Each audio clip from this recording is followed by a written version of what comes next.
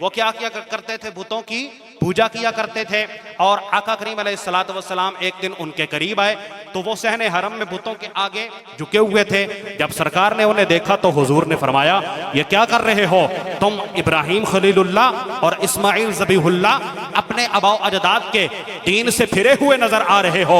वो कहने लगे कि हम बुतों को इसलिए पूज रहे हैं कि पूजेंगे इनको तो ये जिस तरह आज के हिंदू कहते हैं कि असल रब तो वो है ना, ये तो उसकी मूर्तियां हैं, नाऊज़ु बिल्लाह, इनको पूछ कर हम उसकी कुर्बत हासिल कर रहे हैं।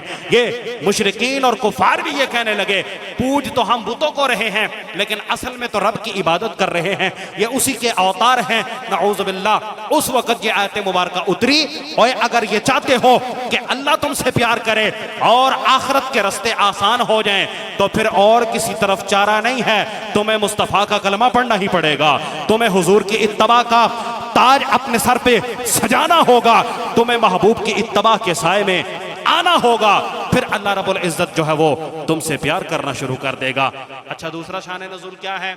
और मुफ्ती अहमद यार खान नईमी रहमतुल्लाह ताला अलैह वो दूसरे शान नुज़ूल पर वो कहते हैं कि ये ज्यादा कवी है, ये ज्यादा मजबूत है। वजह क्या है? ये सूरह आले इमरान की आयत है और सूरह आले इमरान मदीना में उतरी है, उसका नज़ूल मदीना के अंदर हुआ है। तो फरमाते हैं कि ये वाला जो शान नज़ूल है ना, ये ज्यादा जो है वो मजबूत है। आका करीम अलैहिस्सलातु वस्सलाम ने जब हिजरत मदीना फरमाई तो मदीना में आकर हुजूर तबलीग किया करते थे और यहूदो नसारा को भी इस्लाम की दावत दिया करते थे। जो यहूदी हैं वो क्या करते? वो कहते थे, नाऊज़ु बिल्लाह, हम तो अल्लाह के बेटे हैं, नाऊज़ु बिल्लाह, हम तो अल्लाह की वो मखलूक हैं जो मुस्तफ़ा जो आका करीम अलैहिस्सलातु वस्सलाम की हमें ज़रूरत ही नहीं है, हम तो अल्लाह की लाडली मखलूक, लाडली कौम है, हमारे लिए मनो सलवा उतरता रहा है, हम मूसा कलीमुल्लाह की उम्मत हैं, हमें क्या ज़रूरत है कि मुस्तफ़ा जान रहमत का कलमा पढ़ लें, हमें तो रब ने ऐसे ही जन्नत अता कर देनी है, शादी मुकद्दर हो जाएगी। अल्लाह अकबर। उस वक़्त रब ने ये आयत को उतारा और फरमाया कि महबूबा इनसे कह दे, इन कुंतुम तुहिब्बून अल्लाह, और अगर चाहते हो रब की मोहब्बत इस दौर में मूसा कलीमुल्लाह का कलमा पढ़ लिया, मुस्तफ़ा का कलमा नहीं पढ़ रहे हो, तो जब तक फत्तबिऊनी, मेरी इत्तबा नहीं करोगे, मेरा कलमा नहीं पढ़ोगे, तब तक रब की मोहब्बत तुम्हें हासिल नहीं हो सकती है। मेरी इत्तबा में आना पड़ेगा, मेरा कलमा पढ़ना पड़ेगा। इससे साबित क्या हुआ? फकत इस उम्मत को नहीं, जितने भी बाकी मज़ाहिब हैं हर एक के लिए यही हुक्म है। क्यों? रब का फरमान सुनिए, सूरह आराफ आयत नंबर 158 फरमाता है, या अय्युहन्नासु इन्नी रसूलुल्लाहि इलैकुम जमीआ, ए महबूब के गुलामों, ए सारी की सारी खल्क़त इंसानी, मेरा रसूल तुम सब की तरफ रसूल बनकर आया है, मेरा रसूल तुम सब की तरफ रसूल बनकर आया है। वो कमली वाला फकत मुसलमानों के लिए, कलमा पढ़ने वालों के लिए बनकर महबूब नहीं आया, वो सारे जहानों के लिए रहमत बनकर आया है। वमा अरसलनाका इल्ला काफतन लिन्नास वमा अरसलनाका इल्ला रहमतन लिल आलमीन, वो सारे जहानों के लिए रसूल भी बनकर आया है, सारे जहानों के लिए रहमत भी बनकर आया है। जरा मोहब्बत से बोलेंगे सुभान अल्लाह। अच्छा, फिर जो रब ने हुक्म दिया कि मेरे महबूब की इत्तबा को अपनाना है, सहाबा ने उस पर अमल कैसे किया, जरा वो भी सुनिए। हुजूर के सहाबा में से मुस्लिम शरीफ किताबुल हज जनाबे हजरत उमर फारूक रज़ी अल्लाह ताला अन्हु, जनाबे फारूक आजम, मोहब्बत से बोलेंगे सुभान अल्लाह। आप हजरे अस्वद को आपने चूमा, हर बंदा हजरे अस्वद को चूमता है, आप में से भी जो गया है उसकी कोशिश होती है कि हजरे अस्वद को चूमूं, अल्लाह ताला सबको उस दर की हाजिरी अता फरमाए। आपने हजरे अस्वद को चूमा और फिर उससे कलाम भी किया, यानी उसको मुखातब किया और कहा कि मुझे पता है तू एक पत्थर है, ना किसी के नफे का मालिक है, ना किसी के नुकसान का मालिक है, और तुझे इसलिए चूम रहा हूं, मैंने अपने महबूब को देखा था, आमीना का लाल तुझे चूमा करता था, मैं इसलिए तेरे बोसे ले रहा हूं, रब का महबूब तेरे बोसे लिया करता था, मैं इसलिए तुझे चूम रहा हूं, आमीना का लाल तुझे चूमा करता था। और फिर हुजूर की इत्तबा की एक और मिसाल भी सुन लीजिए, शिफा शरीफ, ये काजी अय्याज मालकी रहमतुल्लाह ताला अलैह, आप क्या लिखते हैं, हजरत अब्दुल्ला बिन उमर रज़ियल्लाहु ताला अन्हु एक काफिले के साथ थे, तो आपने आपके पास एक ऊँटनी थी, एक जगह पर ना उस ऊँटनी को चक्कर लगवाना, गोल गोल चक्कर लगवाना शुरू कर दिए। तो लोगों ने पूछा ये आप क्या कर रहे हैं? तो कहा मैंने असल में एक दिन अपने महबूब को देखा, हुजूर के पास भी आपकी ऊँटनी थी और आप उसको यहाँ पे चक्कर लगवा रहे थे। मुझे हिकमत तो आज तक समझ नहीं आई कि हुजूर ने उस ऊँटनी को चक्कर क्यों लगवा रहे थे। मैं तो हुजूर की देखा देखी आज यहाँ पर आया, सरकार की अदा पसंद आई थी, सरकार की अदा याद थी, मैंने कहा जरा सरकार की अदा को मैं भी अपना लूं, मैं भी अपनी ऊँटनी को चक्कर लगवाना शुरू कर दिया हुजूर की इत्तबा पर। और तीसरी मिसाल सुनिए, मुस्नद अहमद बिन हम्बल, आप क्या लिखते हैं इमाम अहमद बिन हम्बल, जनाब हजरत उस्मान बिन अफ्फान रज़ियल्लाहु ताला अन्हु एक दिन वुजू किया ना, तो वुजू करने के बाद मुस्कुराना शुरू कर दिया।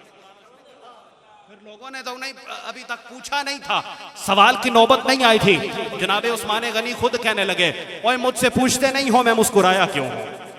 तो बाकी के आपके जो अहबाब थे वो पूछने लगे क्यों मुस्कुराए हैं, तो फरमाया कि मैं इसलिए मुस्कुराया हूं, एक दिन महबूब को देखा था, हुजूर जाने रहमत ने भी वुजू फरमाया था और वुजू के बाद हुजूर भी मुस्कुराना शुरू हो गए थे। और फिर हुजूर ने हमारी तरफ मुखातब होकर हमें बताया था कि बंदा मोमिन जब वुजू में अपने चेहरे को धोता है, अल्लाह ताला उसके चेहरे के गुनाहों को माफ फरमा देता है। जब बंदा वुजू में अपने बाजू धोता है, बाजुओं के गुनाह जायल हो जाते हैं। और जब बंदा वुजू में अपने पांव को धोता है, अल्लाह ताला उसके कदमों के गुनाहों को मुआफ फरमा देता है। तो ये हुजूर की इत्तबा है जो अबू बकर को सिद्दीक़ अकबर बनाती है, जो उमर को फारूक आजम बनाती है, जो उस्मान को उस्मान गनी बनाती है और ज़ुन्नूरैन बनाती है, जो मौला अली को हैदर कर्रार बनाती है, मौला कायनात बनाती है, जो सहाबा को वो मकाम अता फरमाती है कि अल्लाह पाक फरमाता है रदियल्लाहु अन्हुम व रदू अन। और जब इसकी मोहब्बत को पा लेते हो फिर मकाम बड़ा डाढ़ा मिलता है। आइए अब मैं जो है वो एक और उन्वान की तरफ, यही उन्वान है, आगे बढ़ रहा हूं क्योंकि आयत के मुताल्लिक भी तो हमने सीखना है। क्या फरमाया? कुल, क्या फरमाया? कुल, ऐ महबूब इनसे कह दो, जहां जहां कुरान में लफ्ज़ कुल आया है वहां वहां रब की अपने महबूब के साथ मोहब्बत का एक अलग उन्वान छिड़ा हुआ नजर आता है। मैं मिसाल दे के समझाता हूं। फरमाया कुल हु अल्लाहु अहद अल्लाहु समद लम यलिद वलम यूलद वलम यकुल लहू कुफुवन अहद। फरमाया सोनिया इनसे कह दे अल्लाह एक है, अल्लाह बेनियाज है, ना वो किसी की औलाद है, ना उसकी कोई औलाद है, ना उसकी बराबरी का कायनात में कोई है। अब यहां पर अगर लफ्ज़ कुल को हटा दिया जाए ग्रामेटिकली क्या माना में खराबी आएगी? नहीं आएगी, क्योंकि कुल को हटा दिया जाए तो फकत क्या सामने आ जाएगा? अल्लाहु अहद। इसका माना सीधा सीधा बन रहा है कि अल्लाह एक है। कुल हु अल्लाहु अहद, कह दीजिए महबूब अल्लाह एक है। असल में रब क्या फरमा रहा है? महबूबा हमने तेरी जुबान को अपनी मदा के लिए और अपनी तौहीद के इजहार के लिए चुन लिया है। महबूबा तेरी जुबान से सुनकर, और तेरी जुबान है कौन सी? दारे दारे गोल्डा फरमाते हैं ओदे रुतबे ना कोई तोले और केड़ा ओदी रीस करे जेदे मुंह विच रब बोले। आप फरमा रब्बे कायनात ने हिकमत क्या थी? फरमाया महबूबा तेरी बात सुनकर मेरा कलमा पढ़ेंगे, मेरी बारगाह में झुकेंगे, मेरी जात पर ईमान लेकर आएंगे, मुझे वहदहू ला शरीक मान लेंगे। होगा कि आप मेरे महबूब भी बन जाएंगे। मैं इन्हें दुनिया में भी कामयाब कर दूंगा, आखिरत में भी कामयाब कर दूंगा। एक और मौका पर फरमाया कुल इन्नमा अना बशरुम मिस्लुकुम यूहा इलैया। महबूबा इनसे कह दे, इनसे फरमा दे मैं तुम्हारे जैसा बशर हूँ, मैं तो तुम्हारे जैसा बशर हूँ। अच्छा यहाँ पर समझ नहीं लेना कि नऊज़ु बिल्लाह हुजूर हमारे जैसे ही बशर हैं। वो कुल लाने का मकसद ही ये था, अगर कोई बड़ा आपको कोई बात कह देना आपके बारे में तो वो बात कही हुई सनद बन जाती है, बात कही हुई सनद बन जाती है। और अगर बंदा खुद कुछ कहे, मिसाल के तौर पर मैं कहूं मैं अनपढ़ हूं, आप में से कोई नहीं मानेगा कि आप अनपढ़ हैं, कहेंगे कि अनपढ़ हैं तो मिंबर पे कैसे आ गए और कुरान और हदीस की बातें हम तक कैसे पहुंचा रहे हैं? आप अनपढ़ नहीं हैं। लेकिन अगर मेरे उस्ताद मोहतरम मुझे अनपढ़ कह दें, नालायक कह दें, वही मेरी सनद बन जाएगी। यहां भी रब्बे कायनात अपने महबूब के बारे में इस उम्मत को यह बता रहा था, ऐ मेरे महबूब की उम्मत समझ लेना, अगर मैं अपने महबूब की बेमिसल बशरियत को इस तरह से बयान करता कि मेरा महबूब वो बशर है जो तुम जैसा है वो सनद बन जानी थी। मैं लफ्ज़े कुल को लेकर आ गया ताकि अकल वाले समझ जाएं, अरे जिसके कहने से दरख्त कदमों में आकर सजदे करें, जिसके हाथों में पत्थर भी कलमे पड़े, जिसकी उंगली से चांद के 2 टुकड़े हो जाएं, अगर वो ये कह रहा है मैं तुम्हारी तरह हूं, समझ लो मेरा महबूब खाकसारी फरमा रहा है, मेरा महबूब इनकिसारी फरमा रहा है, मेरा महबूब इनकिसारी फरमा रहा है। और फिर ये मत समझना मैं तुम्हारे जैसा बशर हूं, यूहा इलैया, मैं वो बशर हूं जिस पे रब का कलाम नाजिल होता है, जिस पे वही इलाही का नजूल होता है। और जहां पर मैं आपको नखेड़ूं, ये आयत जो है वो इसमें फकत इज्जो इनकिसारी की ही बात थी, वगरना वगरना वगरना।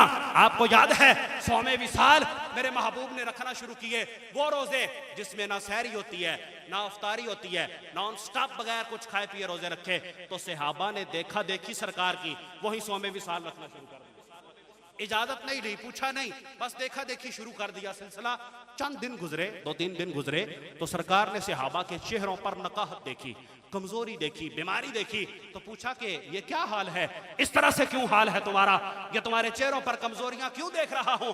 अर्ज करते हैं या रसूल अल्लाह, आप जो सौमे विसाल रख रहे हैं, हमने आपकी देखा देखी सौमे विसाल रखना शुरू कर दिए हैं। महबूब ने फरमाया अय्युकुम मिसली, ओए तुम में कौन है जो मेरे जैसा हो, मुझे तो इस हाल में मेरा रब मुझे खिला भी देता है, मेरा रब मुझे पिला भी देता है।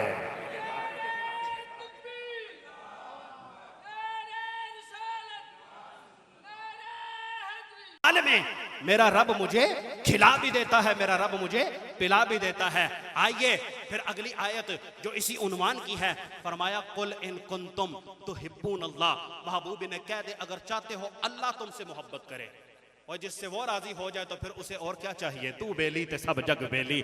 और जिससे वो राजी हो जाए, फरमाया कि अगर चाहते हो अल्लाह तुमसे मोहब्बत करे, करना क्या है, फत्तबिऊनी, मेरी इत्तबा करनी है।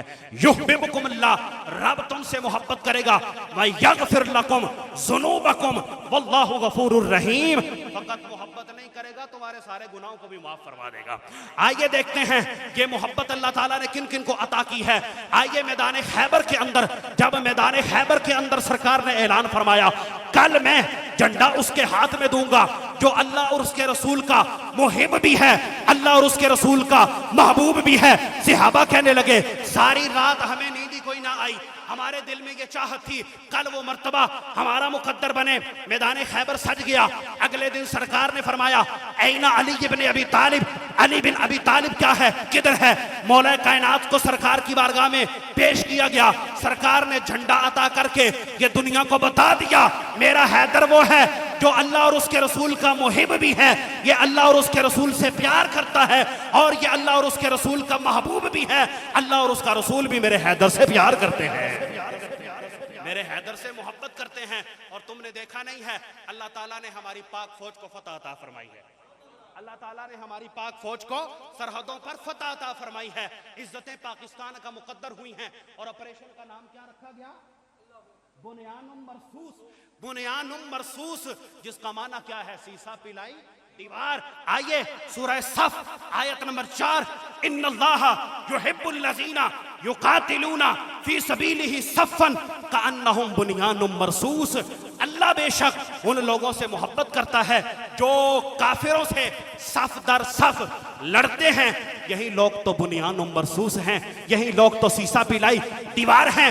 मुफस्सिरीन कहते हैं इनमें जो हुजूर के साथ मिलकर काफिरों से लड़े हैं, हुजूर की आल शामिल है, हुजूर के सहाबा शामिल हैं, और इनमें जो फर्द अव्वल जो हर मैदान में सबसे आगे है वो मेरे हैदर कर्रार की जात है, जो बदर में भी सबसे आगे, जो ओहद में भी सबसे आगे, जो खैबर में भी सबसे आगे, जो खंदक में भी सबसे आगे, जो हुनैन में भी सबसे आगे, जो हर मैदान में सबसे आगे रहा है, जिसके बारे में रब ने फरमा दिया है यह है बुनियानुम मरसूस।